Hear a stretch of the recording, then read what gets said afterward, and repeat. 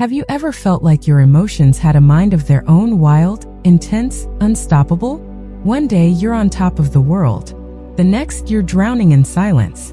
This is the reality for many living with bipolar disorder. Welcome to Bipolar Talks, where we dive deep into the truths, the myths, and the raw experiences behind bipolar disorder. If you're new here, thank you for joining. And if you're a returning listener, welcome back. We're glad you're here. In today's episode, we're exploring one of the most difficult and often misunderstood aspects of bipolar disorder: functioning while depressed. It sounds almost paradoxical, doesn't it? How do you function when your brain and body feel like they're shutting down? How do you show up for work, attend classes, smile at your kids, or respond to messages when every fiber of your being wants to disappear? This hidden struggle is more common than people realize, and today we're going to talk about it. Before I was admitted, I had so many misconceptions about psychiatric wards. I thought they were like what you see in movies, padded rooms, people in straitjackets filled with sedatives. But the reality wasn't like that. At least not what I experienced. Have you ever wondered what you think a mental hospital looks like? Let's keep going. This story is just getting started. At that time, I was at the darkest point in my life. I had been stuck in a major depressive episode for months. Felt like there was no hope. I even started talking about ending my life, especially to those closest to me, my family, friends, and my partner, Jesse. Have you ever felt like a burden to the people who love you? Let's talk about that gently together. Eventually, my mom, who couldn't bear hearing me say those things anymore, decided to act. She knew we'd be home alone, and maybe she felt this might be the moment I'd actually go through with it. So, she asked my older and stronger brother to help take me to the hospital. What my mom did that day, she saved my life, even though it was hard. Have you ever had to make a tough decision for someone you love? I still remember begging my mom to let me go home. I promised I wouldn't hurt myself again. But she knew I'd say anything just to get out. And honestly, she was right. I sat in the ER, feeling completely numb. I could feel pain, but I couldn't feel alive. Have you ever felt so empty that you didn't know what to do anymore? Keep listening. I still have more to share. Eventually, they decided I needed to be observed for 72 hours. I was taken to the hospital's psychiatric unit. Jesse came to see me before I was admitted, and all we could do was cry. I didn't think I'd ever come out of that place. How would you feel if you had to be separated from everyone you love because of your mental health? The first night there, I couldn't sleep.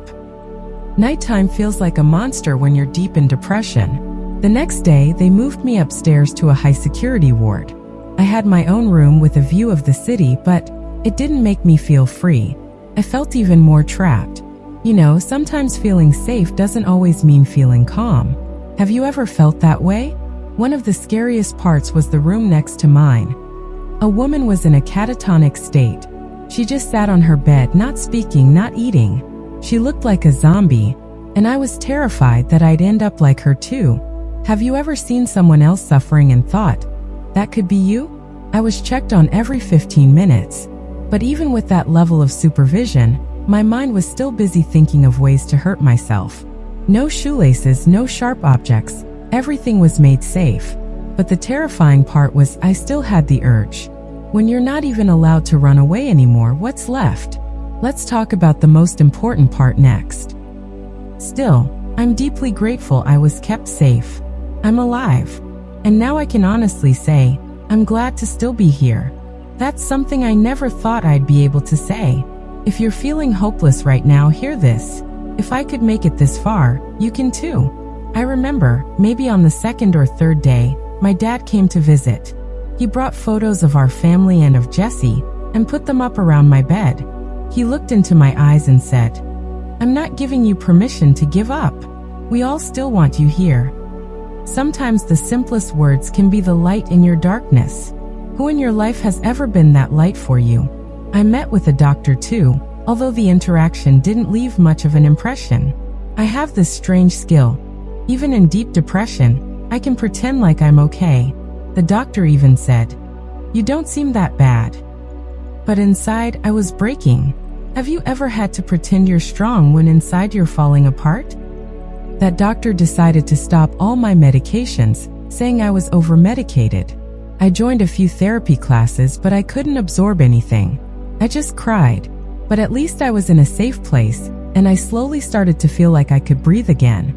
Sometimes just being in a safe place is enough to start healing. Would you agree? I became a little claustrophobic, not being allowed to go outside. But at the same time, I was afraid of the outside world too. It was like agoraphobia, especially because I often experienced depersonalization. But there was a moment where I finally told myself, I have to try to live, or I'll be stuck here forever. In the middle of fear and confusion, sometimes we find that small push to keep going. Have you ever felt that? Eventually, I started to show signs of progress. I told them I wanted to live. I asked for help. I asked what I needed to do to go home. And after discussions with my family, the doctor allowed me to leave and continue treatment with a private psychiatrist. You know, sometimes the will to live doesn't come from inside you right away, but from people who believe you can heal. So how do you know if you, or someone you love, might be functioning while depressed? Here are some common signs. You get through the day, but everything feels numb or meaningless. You're constantly exhausted, even after a full night's sleep. You isolate emotionally, even when physically present. You feel overwhelmed by even simple tasks, like responding to a text or washing dishes. You use structure or routines to survive, but you're not thriving. You feel guilty for not feeling grateful, even when your life looks okay on paper. It's important to know, this is not laziness or weakness. This is a symptom, and it deserves care, not judgment. Many people with bipolar depression become experts at hiding their pain. We learn to wear masks, to smile, to laugh, to say I'm fine when we're anything but. Sometimes it's to avoid worrying others. Other times it's because we're afraid of being seen as unstable, unreliable, or broken. But the pressure of pretending can be crushing.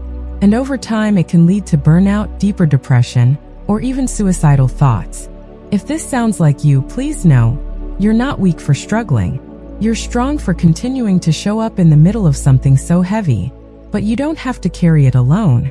Let's talk about some tools that can help, because while functioning while depressed is exhausting, there are ways to lighten the load. 1. Lower the bar without guilt. If all you did today was get out of bed and brush your teeth, that matters. On hard days, survival is success. 2. Use microtasks. Break down overwhelming tasks into tiny steps. Don't do the laundry. Just take the clothes out. That's step 1. 3. Find a rhythm, not a routine. Strict routines can feel oppressive when you're depressed. A rhythm gives you flexibility. A few things that can anchor your day, like a walk, a warm drink, or music. 4. Talk to someone, anyone safe.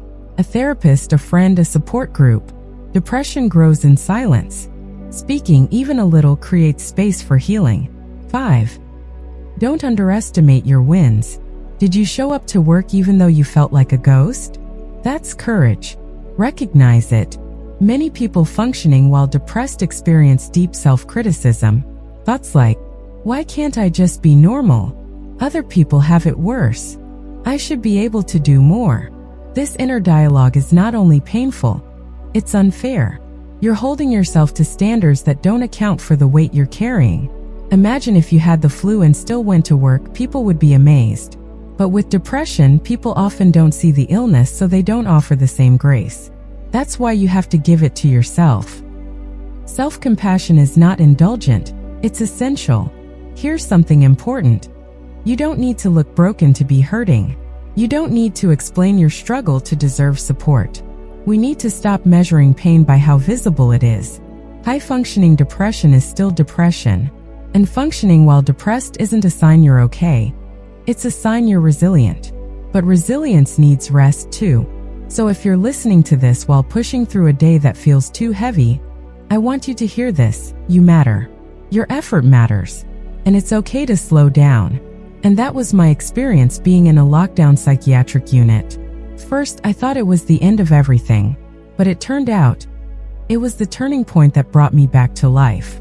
If you've stayed with me until the end, thank you. This story isn't just about me.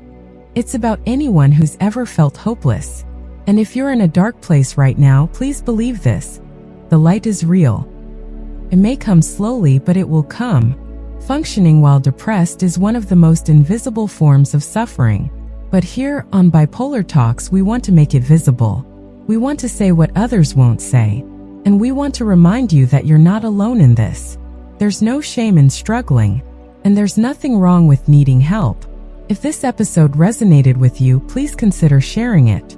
You never know who might be silently going through the same thing. Hit that like button, subscribe for more compassionate conversations, and leave a comment below. What helps you when you're functioning while depressed? And remember, this video is for informational purposes only and does not replace professional advice. If you or someone you love is struggling, please reach out to a mental health professional. Thank you for being here. Take care of yourself gently. We'll talk again soon.